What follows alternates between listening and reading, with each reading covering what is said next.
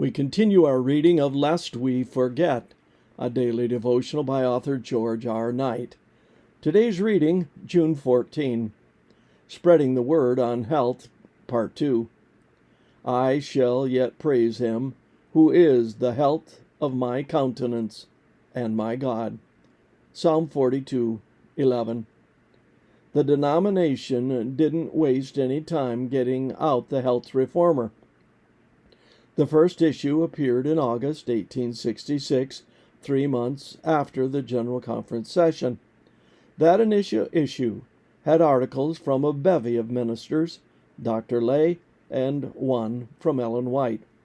She urged that men and women should inform themselves in regard to the philosophy of health, and concluded by stating that ignorance upon this important subject is sin.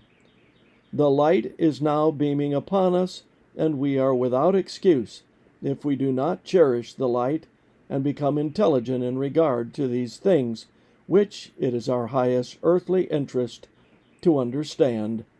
H.R. August 1866. With so many ministers writing for the periodical, Lay in the second issue wrote a note for the benefit of those who might think that nobody can talk on health but an M.D., and nobody on theology but a D.D. He pointed out that many of his non-medical contributors had experienced health reform in the practical realm, and all the articles had been examined professionally and endorsed before they are laid before the reader. The testimonials to transformed health were many. G.W. Amidon, for example, reported that, "Every day my heart dilates with joy as I realize the blessings of the health question, as lived out by its sincere converts. As an individual, I can say that I am 100-fold better off than when I was living in such gross violation of the laws of our beings.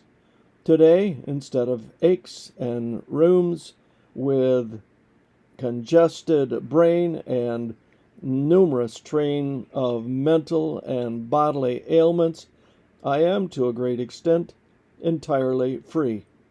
Blessed be God for all this."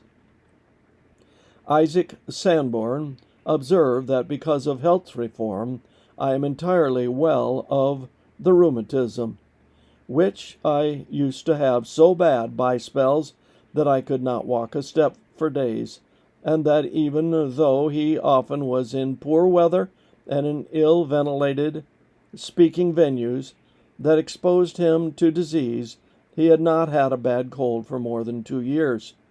Then there was the tidbit from one individual that, if he were to offer a burnt offering to the devil, he should choose a pig stuffed with tobacco.